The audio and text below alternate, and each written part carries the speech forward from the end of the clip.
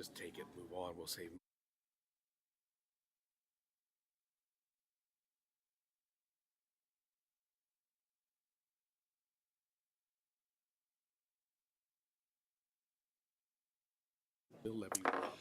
All right, good afternoon, everyone. It is 5:30, so we're going to go ahead and call this meeting to order.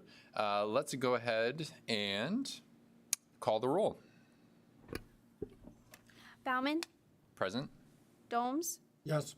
Bacon, Gates, Hoggalter, Yes. Iverson, Yes. Kibler, Yes. Leiter, Longton, Yes. Minham, Yes. Nesdahl, Yes. Offerdahl, and Pontanita. Yes. All right. Sounds like we have a quorum, so let's go ahead and stand for the Pledge of Allegiance. Pledge allegiance to the flag of the United States of America and to the republic for which it stands, one nation, under God, indivisible, with liberty and justice for all. All right, thank you. So in our packet, we have the Planning Commission intro and public hearing decorum. If anyone has any questions, you can go ahead and review that.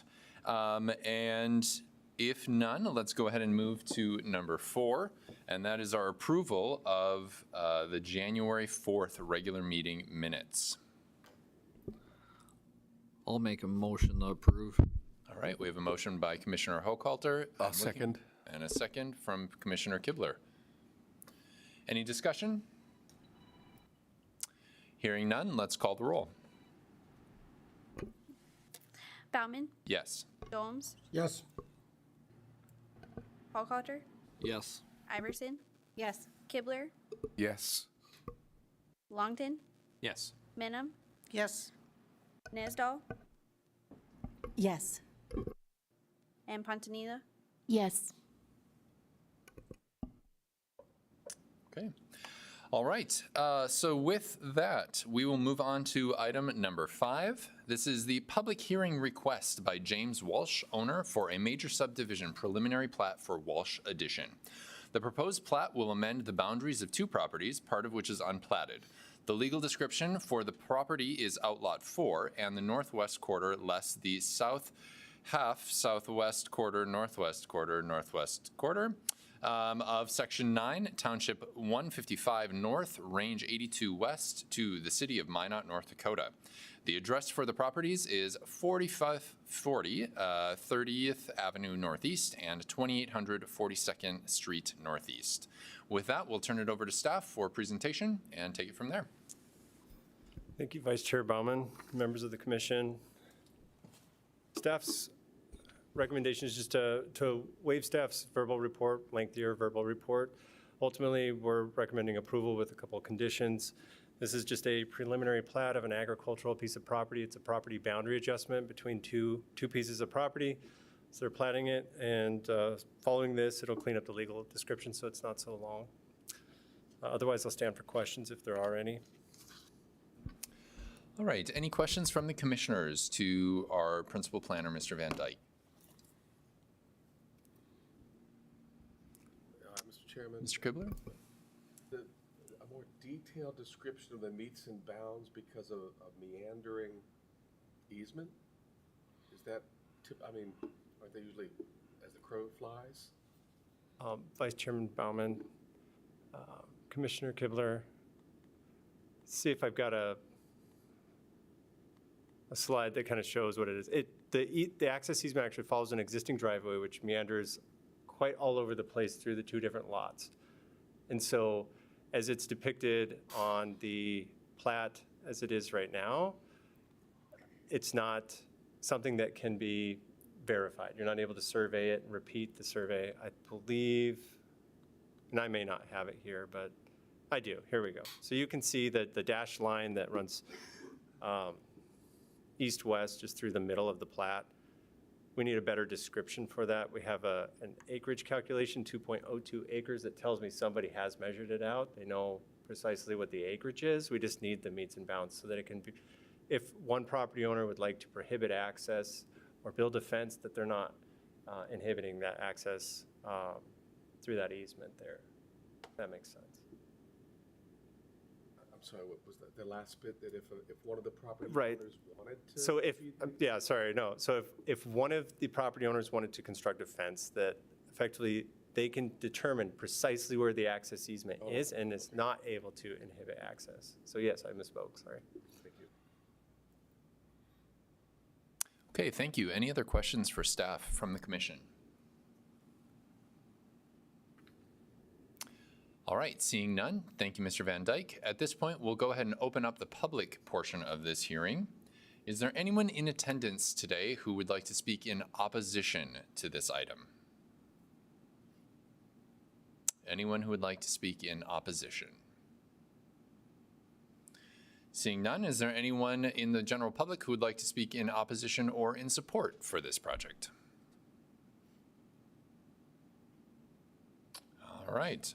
Seeing none, we'll go ahead and close the public hearing and turn it over to our commissioners for action.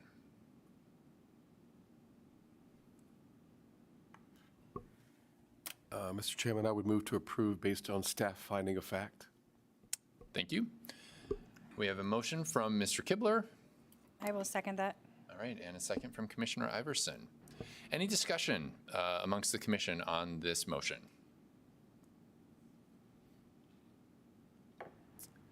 Seeing none, we'll go ahead and call the roll. Bauman, Yes. Domes, Yes.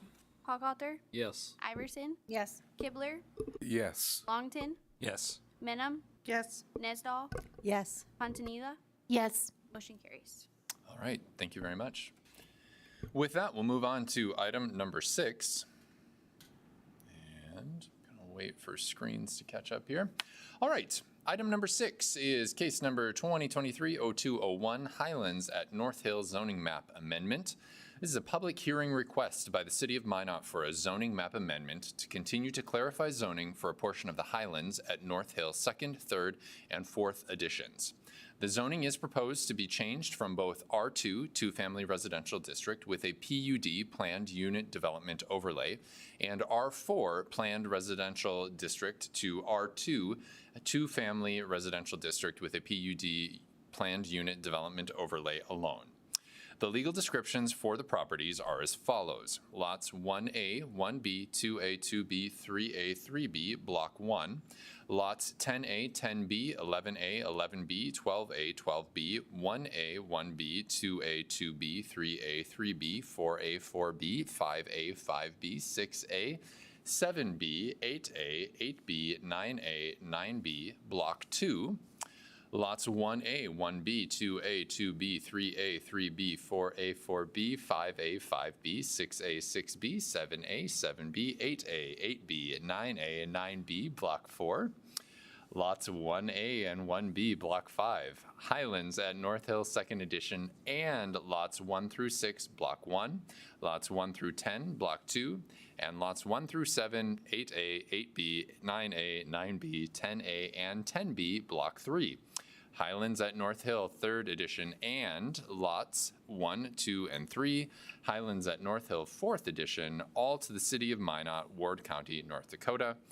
The preceding legal descriptions include the following addresses: 2501 through 2617 Granite Drive, 2500 through 2600 Ivory Street, and 2320 through 2528 Landmark Drive.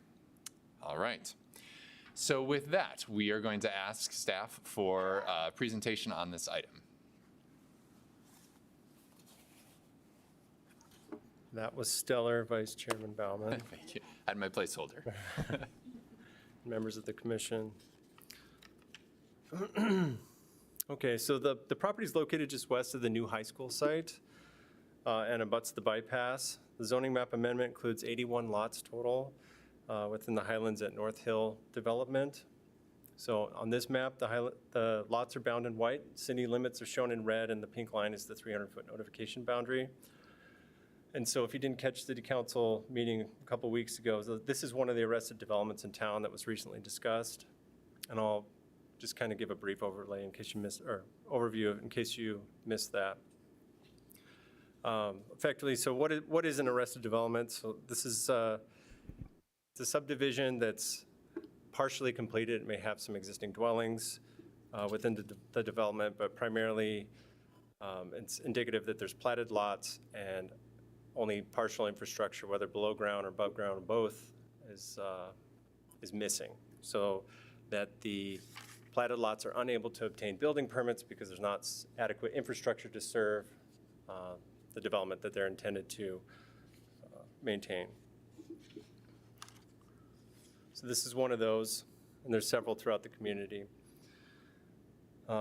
So for this one, as for some background on Highlands, the second edition was originally platted in 2015, and in this image, it's bound in green.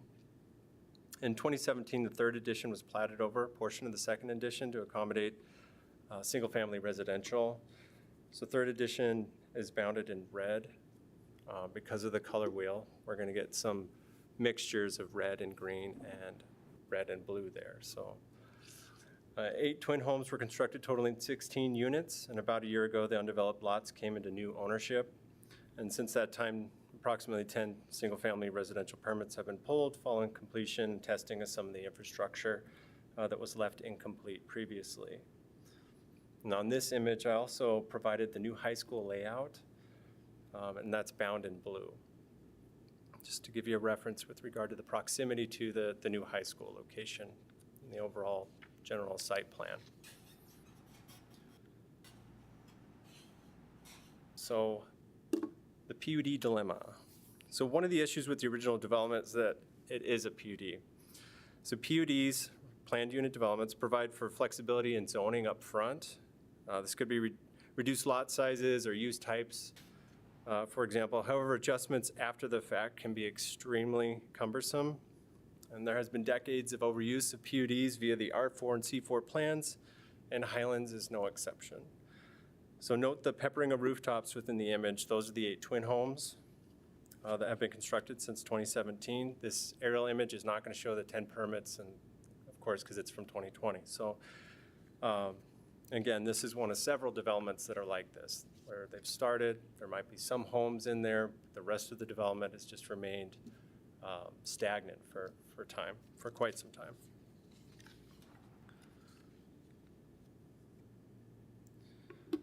So as previously noted, the original approval comprised of twin homes and eventually some single-family residential as part of the third edition.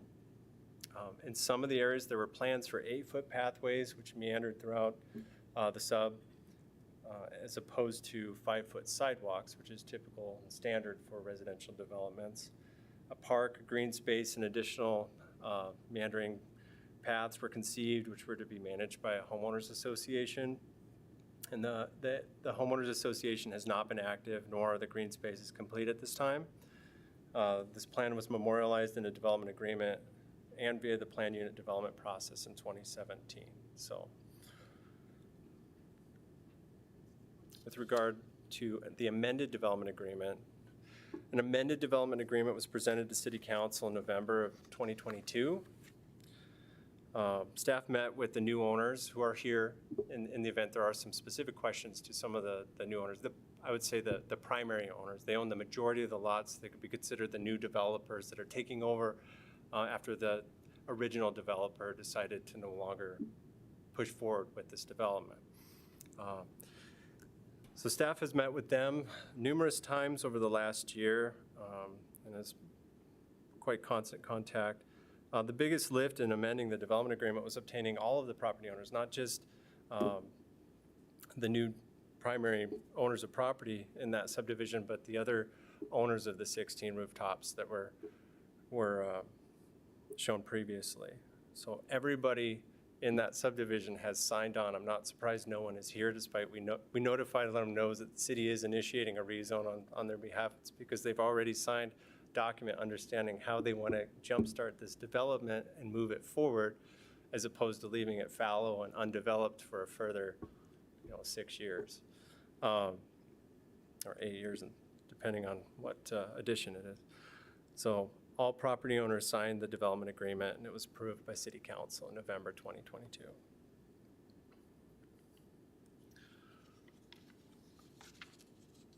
So highlights of the amended DA. So how does the amended DA versus the original development agreement? You can see here the original green space managed by the HOA. And kind of highlighting it here, you've got meandering pathways, mid-block connections, things like that. One of the biggest differences is a shift away from the homeowners association. Again, these were covered by community access and open space easements, so very much focused on the community having access and enjoying this space as opposed to the general public. So the amended development agreement now facilitates the installation of the park by the developers and dedication to the park district. So the park district is all on board with this revised strategy to kind of, and they're excited about this neighborhood park that'll be established once the improvements are finalized. So a direct pedestrian pathway is provided rather than just meandering all over within the subdivision. It's more direct. Again, I am overlaying the site plan so you can see where there's offshoots, pedestrian connectivity that actually run to the high school site and then also through the high school site to the subdivisions to the east. So in this manner, there's actually a pretty solid pedestrian connection to the high school site. So it's one of few, I would say, that has direct ped connections into adjoining neighborhoods as opposed to just through the traditional sidewalk system. So this is definitely, I think, better for the community. There will be one that is constructed on the high school site to serve direct to the north once there is development there. It'll tie in there as well, just to ensure that that the development itself is not so auto-centric. The alternative to going directly from this neighborhood is literally to walk all the way down to 21st, hit the pathway, and then walk further north. So this will actually shave probably about 10 minutes off of a walk, 15 some instances, and when it's cold out, that's going to equate to an auto trip is the reality of it. So this is much more convenient and creates that ped connectivity that really provides access to this whole neighborhood to enjoy the school site or get through it for the kids that are in the neighborhood in case they're visiting their friends in other neighborhoods. So again, the original approval had 8-foot pathways, and these are going to now become 5-foot standard size sidewalks. The benefit of these is long-term maintenance as well. Engineering is all about 5-foot sidewalks or 10-foot pathways. So 10-foot pathways accommodate, they're just more standardized, I guess. It's just the 8-foot's this kind of in between. It's a minimum width that you can classify as a pathway, but it's not ideal because it just doesn't accommodate the variety of different uses going in each direction, things of that nature.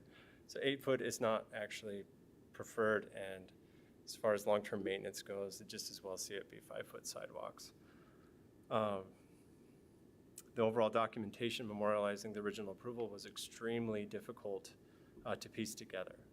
So, for example, on the original PUD approval, the setbacks were actually written on the outside of the physical file. Possibly something that was discussed verbally at some point between staff and the developer is my guess. Nonetheless, any requirement should not be institutional knowledge that walks out the door. It should be documented clearly so that any future staff knows precisely what is required on a particular development. Another example is lot coverages and minimum lot widths, things of that nature. We had to measure some aerials just to kind of calculate it out, and that's just not how it's supposed to be done. It should be formalized in an improving document. Some of the illustrations on the original approval show single-family dwellings merely oriented sideways to accommodate some of the pathways across 2 twin home lots. Don't think that was the original intention. I'm not sure which came first, but it just seemed like a hodgepodge pieced together to make it look exciting.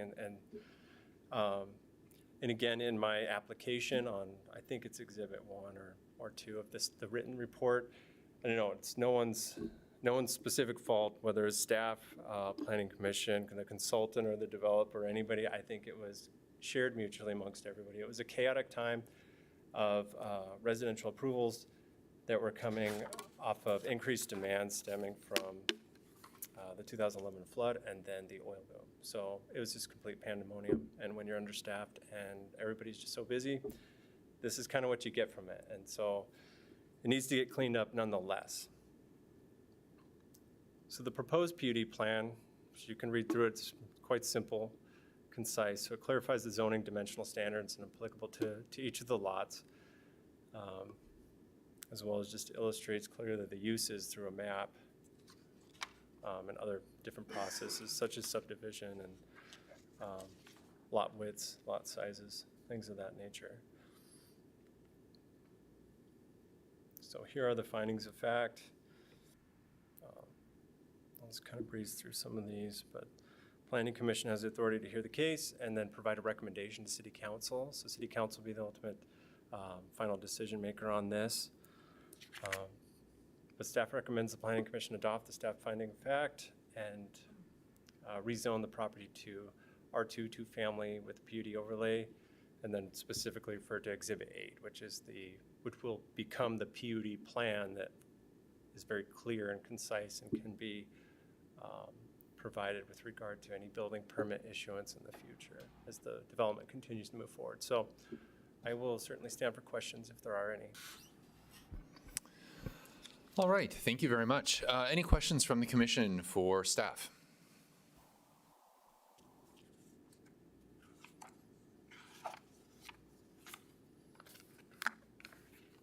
Yeah, Mr. Chairman, so this is a move from R4 to R2 for at least part of the plat, part of the zoning. And what's the advantage, I think, logistically in that? Or is this just a beautification move by the owner?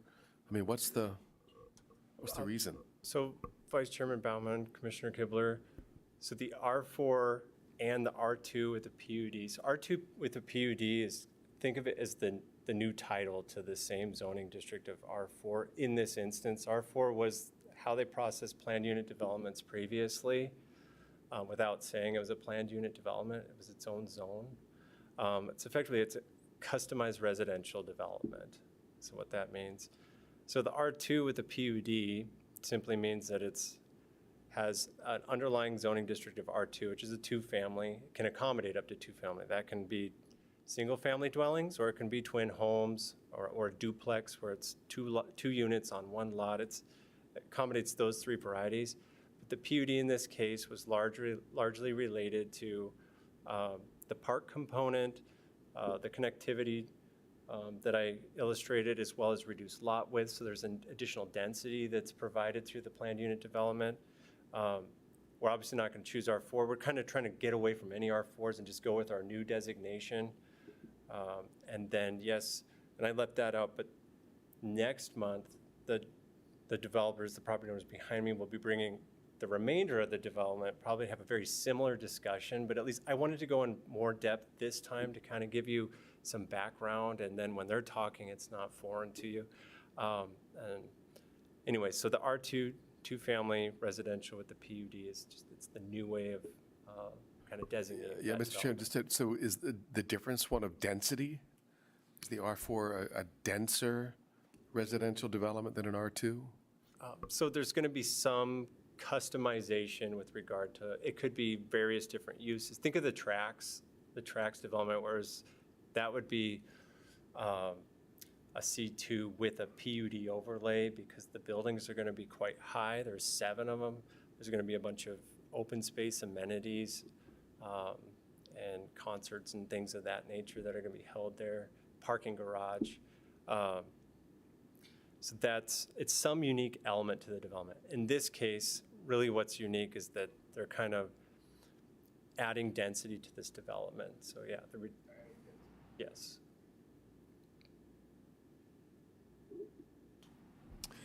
Any other questions for staff? I do have one for you, Mr. Van Dyke. So just for my clarification and understanding, the original intent was that it would be twin homes with a few single-family homes, and the new intent is that it will be twin homes with single-family homes. Correct? That's correct, Vice Okay. Chairman. Sounds good. Thank you. All right, well, thank you for that presentation, Mr. Van Dyke. At this point, we'll go ahead and open the public hearing. So we'll invite, if there is anyone in attendance today or any members of the public who would like to speak in opposition to this item. You can go ahead and come forward. Anyone in opposition? Seeing none, we'll go ahead and move to anyone in favor or in opposition. Anyone who just wants to talk about this item at all.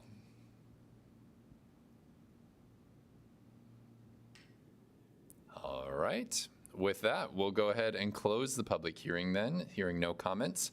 And I will turn it over to the commissioners for action.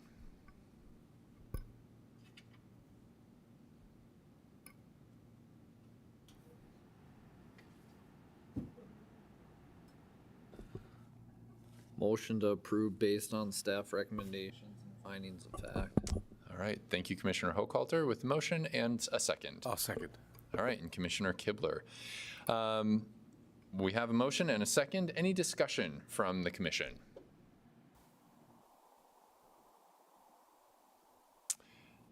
All right, I'm gonna just go ahead and say thank you, staff, and to our members of the development community for working to reactivate this property. I know it's a heavy lift to activate some of these areas that maybe were underdeveloped or not developed the way that they should. And so we appreciate all of your effort going into that, and especially as we look to our new comprehensive plan that Mr. Billingsley is going to talk about in a little bit, and we look to future growth in our community. It's exceptionally important that we're able to activate what already exists within our infrastructure and what already exists within our city limits before we begin looking to the boundaries to be expanding outward.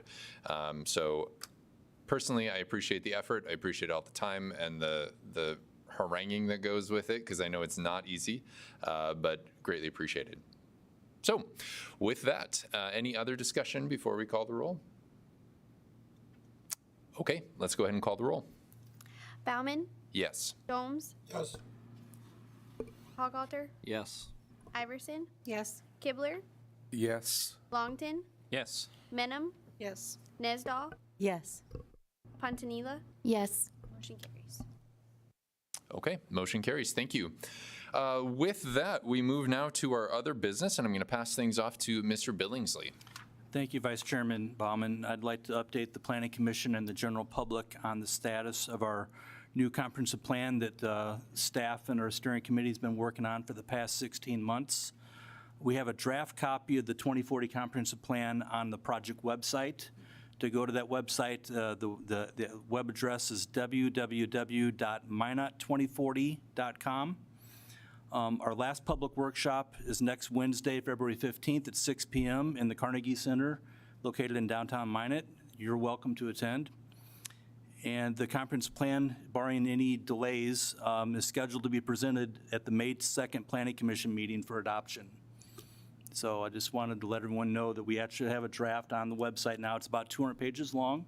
We're about 3 months out before adopting it, so there's plenty of time for you to review the document. If you have any questions on it, please contact John or myself. We'd be happy to talk to you about it. Thank you. Thank you, Mr. Billingsley. And I've gotten a chance to look at the document, and so to my fellow commissioners and to members of the general public who are watching, I would just encourage you to check it out. It's kind of exciting to think about what our community might be 17 years from now and set some goals for ourselves. So thank you. With that, we're going to go ahead and adjourn. Thank you.